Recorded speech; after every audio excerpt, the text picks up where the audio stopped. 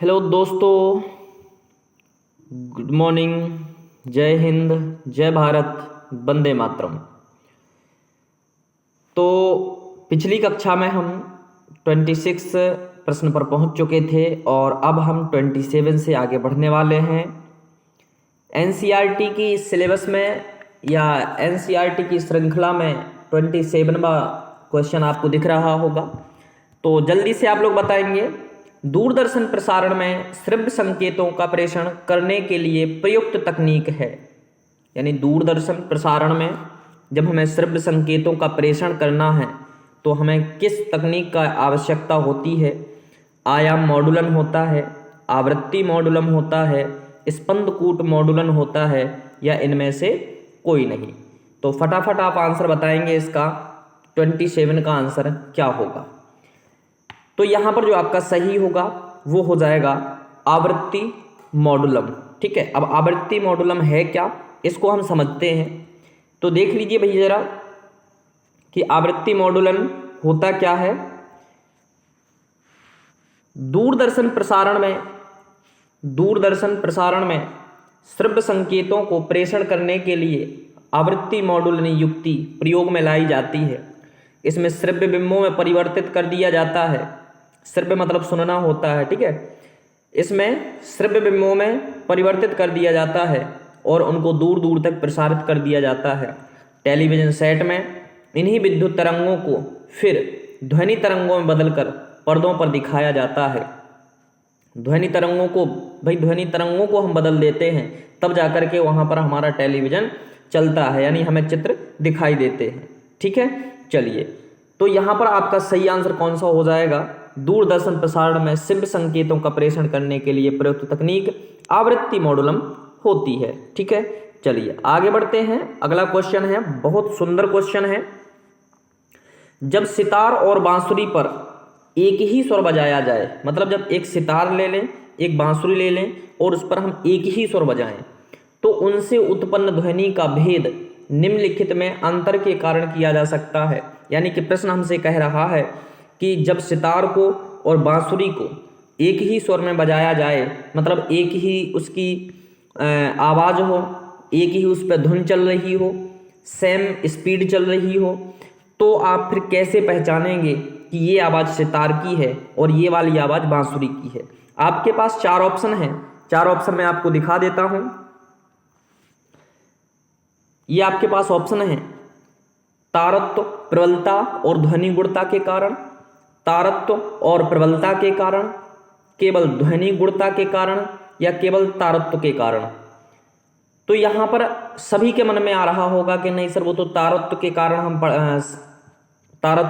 हम क्या कर लेंगे, उसको समझ लेंगे। तो बेटा, जब एक ही ध्वनि मतलब एक ही स्पीड से दोनों चीज़ें बज रही हों, वही सितार हो बांसुरी हो, तो उसमें केवल आप पहचान सकते हो ध्वनि गुणता के कारण। किसके कारण?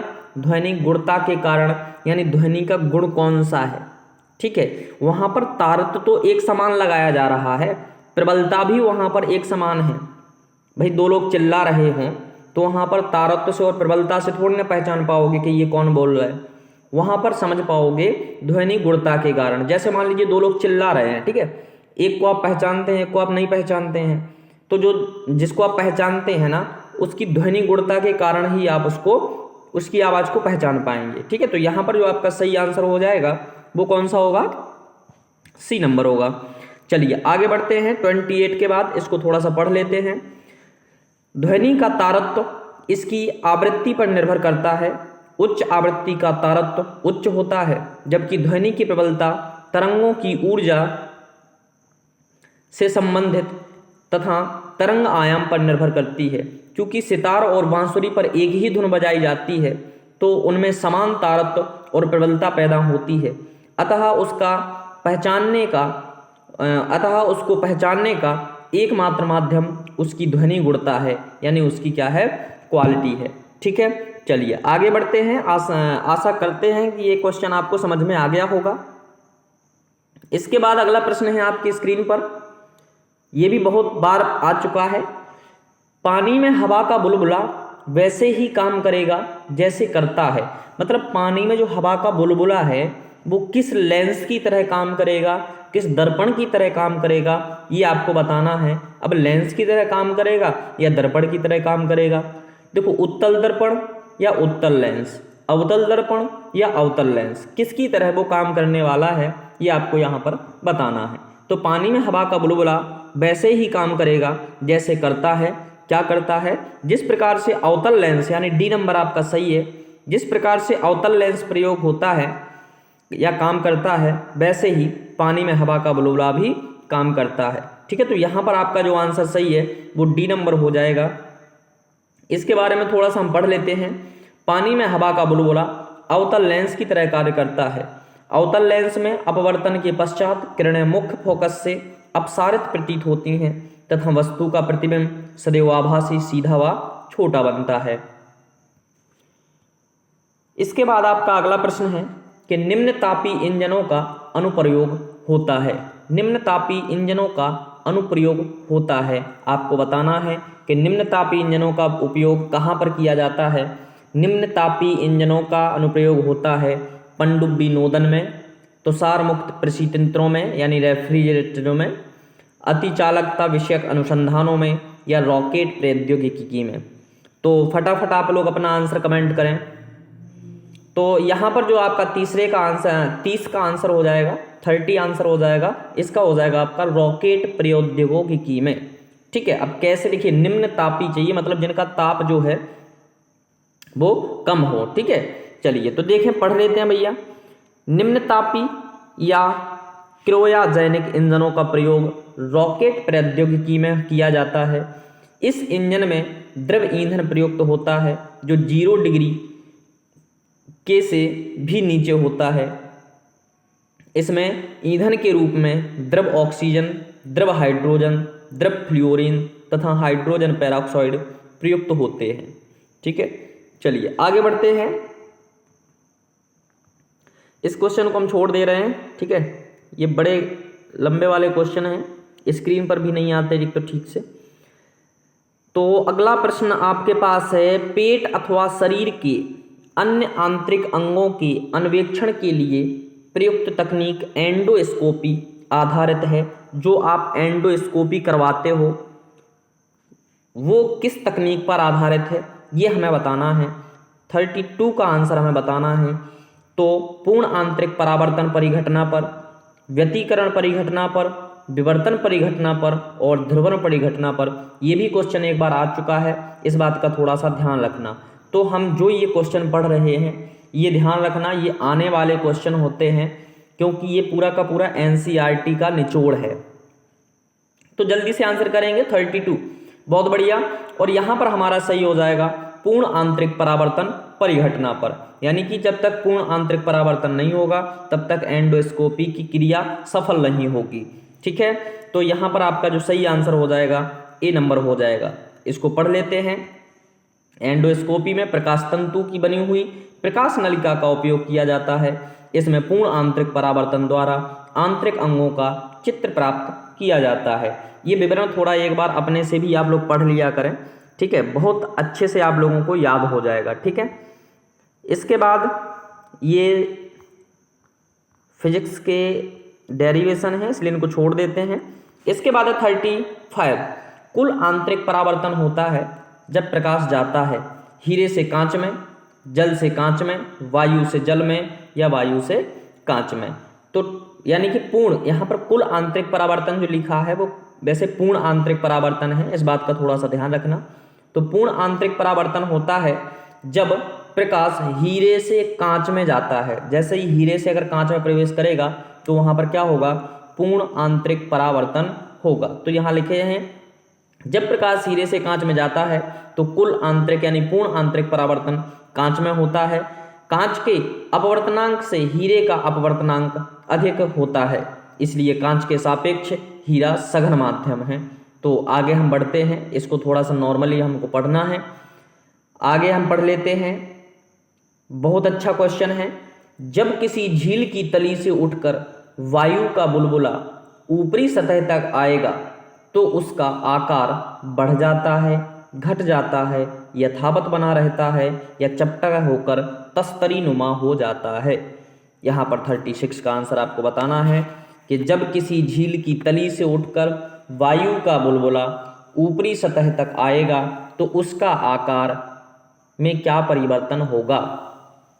तो ध्यान रखना, जो आकार है वो क्या हो जाएगा, बढ़ जाएगा, यानी कि यहाँ पर आपका ए नंबर क्या होगा, सही होगा। जब किसी झील की तली से उठकर वायु का बुलबुला, जैसे ये झील है, इधर पानी भरा होगा, नीचे से वायु का बुलबुला ऊपर आएगा तो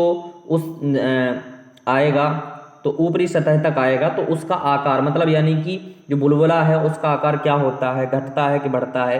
तो नॉर्मली तौर पर आपने देखा होगा, ये प्रक्रिया आप घर पे भी करके देख सकते हो। एक बाल्टी में आप पानी भरेंगे, पूरी बाल्टी भरेंगे, और उसमें आप क्या करेंगे कि मग्गा जो होता है ना, खाली मग उल्टा उसमें रखेंगे। अब उसमें क्या है, मग में गैस होगी, फिर उसको धीरे धीरे आप सीधा करने की कोशिश करेंगे पानी के अंदर, तो छोटे छोटे बुलबुले आकर के ऊपर वो फूटने की अवस्था में होंगे और वो बड़े हो जाएंगे। ठीक है, तो जो बुलबुले छोटे होते हैं वो ऊपर आते हैं तो क्या होते हैं, बढ़ते हैं। ठीक है, ये झील में ही नहीं, किसी भी पानी के अंदर होता है। ठीक है, तो यहाँ पर क्या हो जाएगा, ए नंबर सही हो जाएगा। ठीक है, इसके बाद है झील की तली के ऊपर उठने तक बुलबुले का आकार बढ़ता जाएगा। अंदर अधिक दाब के कारण गैस के बुलबुले का आयतन कम होता है। ठीक है, ये कारण बता दिया, कम नीचे क्यों होता है। इसके बाद भैया सुमेलित करना है। किस किरणों का प्रयोग, किन तरंगों का प्रयोग कहाँ होता है, तो फटाफट आप सुमेलित कर लेंगे, किन का प्रयोग कहाँ होता है। तो देख लीजिए भैया, मैं आपको एक बार बता देता हूं कि जो एक्सरे पुंज हैं उनका प्रयोग कहाँ होता है। तो ध्यान रखना, जो एक्सरे पुंज हैं उनका प्रयोग किया जाता है सिटी स्कैन करने में। जो एक्सरे पुंज हैं उनका प्रयोग कहाँ किया जाता है, सिटी स्कैन करने में। और इसके बाद जो रेडियोधर्मी समस्थानिक हैं, जो रेडियोधर्मी समस्थानिक किरणें होती हैं, इनका प्रयोग किया जाता है PEG स्कैन में। और इसके बाद जो हमारा सी नंबर है, यानी कि पराश्रव्य तरंगें, तो पराश्रव्य तरंगों का सब लोग जानते हैं कि इसका प्रयोग किया जाता है अल्ट्रासाउंड में। और इसके बाद जो चुंबकीय अनुनाद हैं उनका प्रयोग किया जाता है NMR में। NMR प्रतिबिंबन, पूरा पढ़ लीजिए, NMR प्रतिबिंबन में किया जाता है। ठीक है, तो यहाँ पर जो सही आंसर हो जाएगा वो हो जाएगा हमारा बी नंबर। कौन सा हो जाएगा, बी नंबर। एक बार आप चाहें तो इसका स्क्रीनशॉट भी ले सकते हैं, मैं इसको इस तरीके से कर दे रहा हूं, ये लीजिए। ठीक है, चलिए आगे बढ़ते हैं और 28 पर पहुंचते हैं। हाँ, ये बहुत अच्छा क्वेश्चन है। ठीक है, डेरिवेशन वाला नहीं है, लेकिन समझने के लिए बहुत जरूरी है। 2 मीटर लंबे मनुष्य को अपनी संपूर्ण लंबाई को दर्पण में देखने के लिए कम से कम कितना लंबा दर्पण लेना चाहिए। 2 मीटर लंबे मनुष्य को, मतलब 2 मीटर लंबा क्या है, मनुष्य है, उसको अगर अपना पूरा शरीर,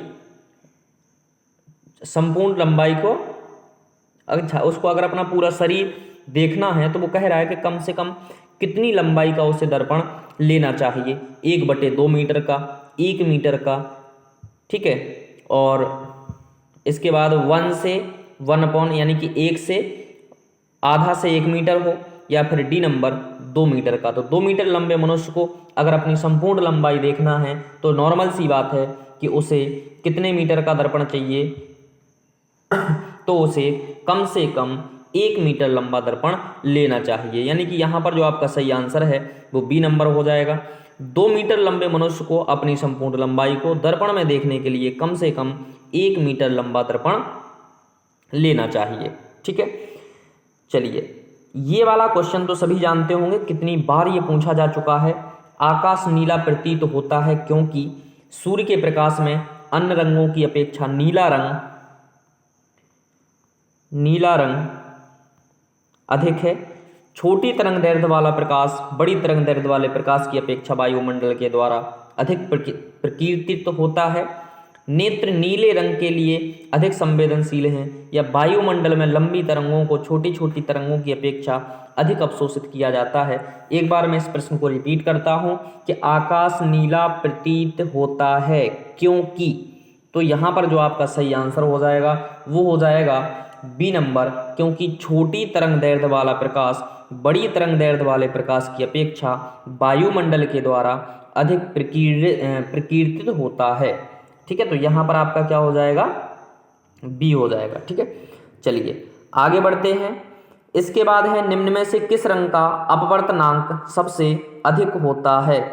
अपवर्तनांक बताना है कि किस रंग का अपवर्तनांक सबसे अधिक होता है। तो अपवर्तनांक जो होता है वो बेटा बैगनी का होता है सबसे अधिक। तो यहाँ पर हमारा क्या हो जाएगा, बी नंबर सही हो जाएगा। ठीक है, चलिए आगे बढ़ते हैं। ये तो नॉर्मल सा क्वेश्चन था। अगला है प्रिज्म द्वारा निम्न में से किस रंग का विचलन अधिकतम होता है। आपने देखिए 11वीं 12वीं में एक प्रिज्म पढ़ा होगा। ठीक है, उसमें आपको बताना है कि प्रिज्म द्वारा निम्न में से किस रंग का विचलन अधिक होता है। तो यहाँ पर जो होता है विचलन, अगर किसी रंग का विचलन ज़्यादा होता है तो वो होता है किसका, बैगनी रंग का। ठीक है, बैगनी रंग का विचलन सबसे ज़्यादा होता है और लाल का सबसे कम होता है। यहाँ पर ध्यान रखना है, यहाँ पर लाल भी दिया गया है, तो लाल रंग का विचलन सबसे कम होता है और बैगनी रंग के विचलन जो है वो सबसे अधिक होता है।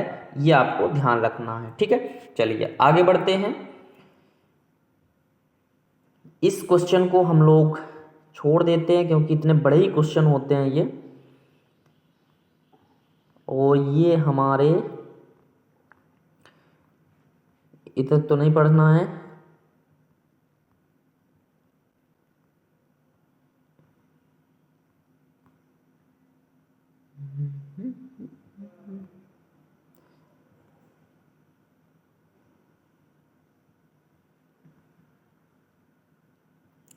ये है आपका 47 नंबर का क्वेश्चन है।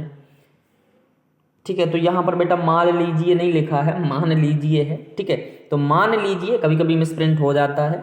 मान लीजिए पृथ्वी से पश्चगामी हो रहे एक रॉकेट यान की चाल प्रकाश के वेग की 2% है।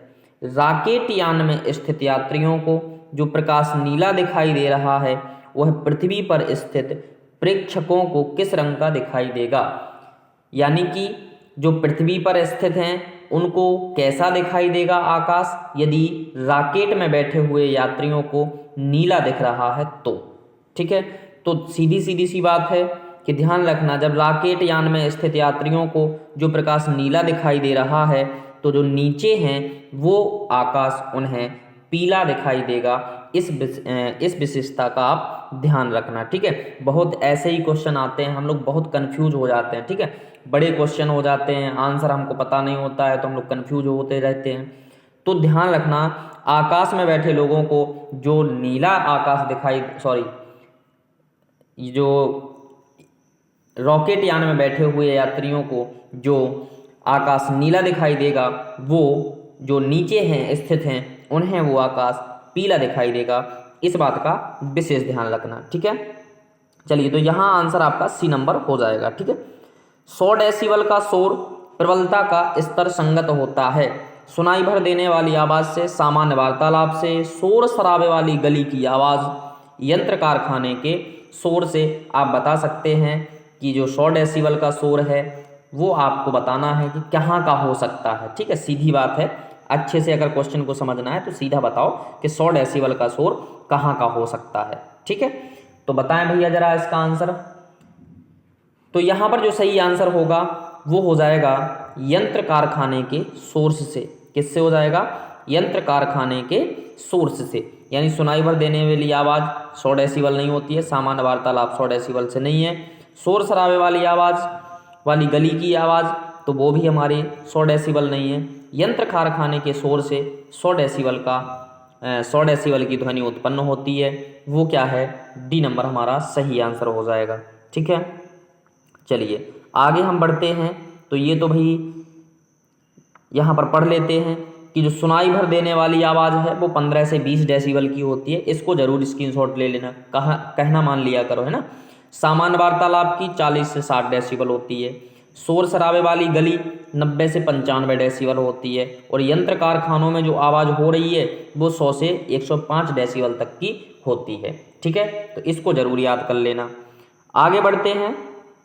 एक टीवी सेट चलाने के लिए निम्नलिखित में से किस टीवी रिमोट नियंत्रण इकाई द्वारा प्रयोग किया जाता है? आप टीवी रिमोटों का प्रयोग करते होंगे, ये तो सभी को मालूम होगा, लेकिन ये वास्तविकता में किस पर काम करता है, किन तरंगों पर काम करता है, ये आपको बताना है। ठीक है, कौन सी तरंगें इसको नियंत्रित करती हैं। तो एक टीवी सेट को चलाने के लिए निम्नलिखित में से किस टीवी रिमोट नियंत्रण इकाई द्वारा प्रयोग किया जाता है? तो यहाँ पर जो 49 का सही आंसर हो जाएगा वो हो जाएगा रेडियो तरंगें। यानी यहाँ पर आंसर क्या हो जाएगा आपका? डी नंबर, रेडियो तरंगों के द्वारा पूरा का पूरा कंट्रोल होता है रिमोट से। तो चलिए हम इसको पढ़ लेते हैं थोड़ा सा विवरण में।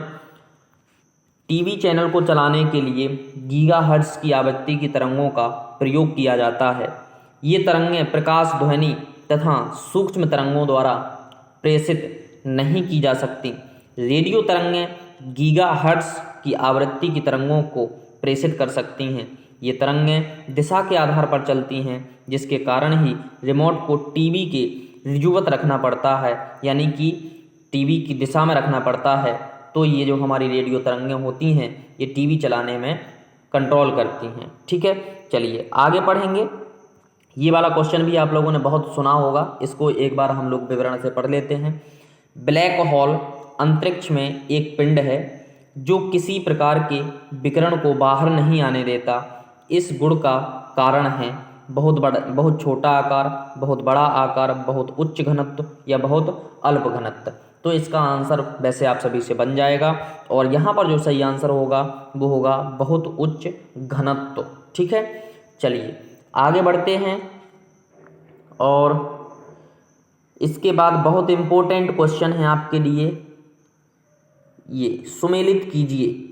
यहाँ पर देखिए एक साइड आपको माध्यम लिखे गए हैं, एक साइड ध्वनि की चाल लिखी गई है। तो किस माध्यम में ध्वनि की क्या चाल होती है ये आपको बताना है। ठीक है, तो ध्यान रखना, वायु की जो चाल होती है, जो ध्वनि की वायु में चाल होती है वो होती है आपकी 332 मीटर प्रति सेकंड। ठीक है, यानी कि ए नंबर का चौथा हो जाएगा। वायु में कितनी होती है? 332 मीटर प्रति सेकंड। हाइड्रोजन की बात करोगे तो हाइड्रोजन में तो बेटा सबसे अधिक होती है। तो यहाँ पर आपका सही आंसर क्या हो जाएगा? 1269 मीटर प्रति सेकंड। ठीक है, भाप में ध्वनि की चाल क्या होगी? तो भाप में होती है 405 मीटर प्रति सेकंड। इसके बाद एल्कोहल की बात करें तो हाइड्रोजन में देखो अधिक हो रही थी, तो एल्कोहल में थोड़ी सी उससे कम होगी, लेकिन इसमें भी हाईली होती है, यानी 1213 मीटर प्रति सेकंड ये ध्वनि की चाल रहती है। ठीक है, चलिए आगे बढ़ते हैं। आप स्क्रीनशॉट ले लेना, एक बार इसको लिख लेंगे तो आराम से बन जाएगा। अगर यहाँ स्क्रीनशॉट आपको नहीं लेना है तो यहाँ पर आप स्क्रीनशॉट इसका ले सकते हो। कहाँ पर? यहाँ पर। ठीक है, ये पूरा का पूरा यहाँ दिया है। वायु में 332 मीटर प्रति सेकंड होती है, हाइड्रोजन में 1269 मीटर प्रति सेकंड होती है, और भाप में ध्वनि की चाल 100 डिग्री सेल्सियस, मतलब भाप अगर 100 डिग्री सेल्सियस की हो तो वहाँ पर 405 मीटर प्रति सेकंड, और एल्कोहल यानी दारू वहाँ पर 1213 मीटर प्रति सेकंड की चाल से ध्वनि गमन करती है। ठीक है, चलिए आगे बढ़ते हैं। और अगला प्रश्न है आपका, आपको फिर से यहाँ पर सुमेलित करना है, और अब की बार आपको तरंगों को सुमेलित करना है और कितनी आवृत्ति से वो होती हैं ये सम्मिलित करना है। तो करिए भैया जरा। अपसर्ब जो तरंगें होती हैं, ये अवसर्ब लिखा है, इनको हम अपसर्ब पढ़ेंगे। तो अपसर्ब जो तरंगें होती हैं ये कहाँ से कहाँ तक होती हैं? 20 हर्ट्ज से कम होती हैं, 20 हर्ट्ज से 20,000 हर्ट्ज के बीच होती हैं, या 20,000 हर्ट्ज से अधिक होती हैं। तो ध्यान रखना, अपसर्ब तरंगें जो होती हैं वो 20 हर्ट्ज से कम होती हैं, यानी कि यहाँ पर इसका पहले का पहला आंसर बिल्कुल सही हो जाएगा। श्रव्य तरंगें क्या होती हैं? तो देखो श्रव्य तरंगें जो होती हैं वो 20 हर्ट्ज से 20,000 हर्ट्ज के बीच होती हैं। कहाँ से कहाँ तक होती हैं? तो श्रव्य तरंगें तो 20 हर्ट्ज से 20,000 हर्ट्ज के बीच होती हैं, जिनको आप सुन सकते हो, जिनको एक सामान्य व्यक्ति क्या कर सकता है? सुन सकता है। ये भी बिल्कुल एकदम सही लिखा हुआ है। पराश्रव्य तरंगें जो हैं वो 20,000 हर्ट्ज से अधिक होती हैं, जिन्हें केवल कुत्ता, बिल्ली, चमगादड़ ये सब कुछ सुन सकते हैं। ठीक है, इन्हें जानवर सुन सकते हैं। ठीक है, किन तरंगों को? पराश्रव्य तरंगों को। हम श्रव्य तरंगों को सुनते हैं। हम किन तरंगों को सुनते हैं? श्रव्य तरंगों को सुनते हैं। ठीक है। अब श्रव्य तरंगें जो होती हैं इनको हम नहीं सुन सकते हैं, इस बात का भी ध्यान रखना। श्रव्य तरंगों को हम सुन सकते हैं, पराश्रव्य तरंगों को हम सुन नहीं सकते हैं। ठीक है, चलिए आगे हम बढ़ते हैं। और अगला क्वेश्चन है, निम्नलिखित में से पराश्रव्य तरंगों को कौन सुन सकता है? अभी हमने ये बताया था आपको कि निम्नलिखित में से पराश्रव्य तरंगों को कौन सुन सकता है। तो यहाँ पर जो आपका सही हो जाएगा, देखो पराश्रव्य तरंगें होती हैं वो 20,000 हर्ट्ज से अधिक होती हैं। तो जो पराश्रव्य तरंगें हैं उनको कुत्ता भी सुन सकता है, बिल्ली भी सुन सकता है, चमगादड़ भी सुन सकता है। यानी यहाँ पर हमारा सी नंबर क्या हो जाएगा? सही हो जाएगा। पहला, दूसरा, तीसरा आंसर सही है। ठीक है, चलिए आशा करते हैं आपको ये भौतिक समझ में आ रही होगी। ठीक है, अभी हम लोग एक एक करके सब पढ़ेंगे, रसायन भी पढ़ेंगे, जीव विज्ञान भी पढ़ेंगे। ठीक है, सब पढ़ेंगे। अगला प्रश्न है आपके पास, अगला प्रश्न है, निम्नलिखित में से किस तरंग में सर्वाधिक ऊर्जा होती है? 54 का आंसर देना है आपको। तो सीधी बात है, अब ये बताने की हमें आवश्यकता नहीं है क्योंकि संख्या भी आप पढ़ चुके हो। तो सर्वाधिक ऊर्जा किन तरंगों में होती है, इसका आंसर हमें कमेंट में चाहिए। ठीक है, इसका आंसर हमें कमेंट में चाहिए कि निम्नलिखित में से किस तरंग में सर्वाधिक ऊर्जा होती है। तो एकदम आपने पढ़ा है 20 से कम, 20 से 20,000 हर्ट्ज और 20,000 से अधिक। तो सीधी बात है ऊर्जा किसमें होगी ये आपको बताना है। कौन सी तरंगें हम नहीं सुन सकते हैं? जो नहीं सुन सकते हैं उनमें ऊर्जा अधिक होगी। चलिए अगला है, तो निम्नलिखित में से किस किस में पराश्रव्य तरंगों का उपयोग होता है? पराश्रव्य तरंगों का उपयोग बताना है किस किस में होता है। समुद्र की गहराई का पता लगाने में, गठिया रोग के उपचार में, मस्तिष्क के ट्यूमर का पता लगाने में। तो किस किस में हम पराश्रव्य तरंगों का प्रयोग कर सकते हैं? और पराश्रव्य तरंगें कौन सी होती हैं? जो 20,000 हर्ट्ज से अधिक होती हैं। ठीक है, तो यहाँ पर आपका जो सही आंसर है वो बिल्कुल तीनों हमारे सही हैं। समुद्र की गहराई पता लगाने में भी पराश्रव्य तरंगों का प्रयोग करना पड़ता है, गठिया रोग के उपचार में भी, और मस्तिष्क के ट्यूमर का पता लगाने में भी। यानी यहाँ जो हमारा सही आंसर है वो हो जाएगा पहला, दूसरा, तीसरा, एकदम सही हो जाएगा। ठीक है, इसके बाद और भी कई सारे हैं, जैसे कीमती कपड़ों को धोने में आपने देखा होगा कि जो हमारे ब्लेजर वगैरह होते हैं इनको लोग मशीनों में धुलवाते हैं। तो वास्तविकता में मशीनों में वो पानी वगैरह से नहीं धुलते हैं, उनमें उनकी आवाज़ के द्वारा पिटाई की जाती है, तो जितने भी सारे कण होते हैं बाहर निकल जाते हैं। तो कीमती कपड़ों को धुलवाने में किन तरंगों का प्रयोग होता है? पराश्रव्य तरंगों का प्रयोग होता है। ठीक है, एक इसके बाद दूध के अंदर अगर हानिकारक जीवाणु हैं तो उन्हें भी हम नष्ट कर सकते हैं पराश्रव्य तरंगों के द्वारा। तो ये सब चीज़ें हैं। ठीक है, तो इतना ध्यान रखना। लेकिन सबसे इम्पोर्टेंट एक फैक्ट याद रखना, इसके अलावा जो मैं बता रहा हूँ कि कीमती कपड़ों के धोने में भी पराश्रव्य तरंगों का प्रयोग होता है। ठीक है, चलिए आगे बढ़ते हैं। इसके बाद है, वायुमंडल में प्रकाश के विसरण का कारण है। वायुमंडल में प्रकाश के विसरण का कारण है। प्रकाश किसके कारण भैया विसरण करता है? तो कार्बन डाइऑक्साइड, धूल कण, हीलियम या जलवाष्प। ठीक है, आपको आंसर बताना है। तो यहाँ पर जो सही आंसर होगा वो आपका आंसर क्या हो जाएगा? धूल कण। ठीक है, धूल कणों के कारण वायुमंडल में प्रकाश का विसरण होता है। ठीक है, चलिए इसको थोड़ा सा पढ़ लेते हैं, आपके लिए ये बढ़िया है। वायुमंडल में प्रकाश के विसरण का प्रमुख कारण वायुमंडल में उपस्थित धूल कण ही है।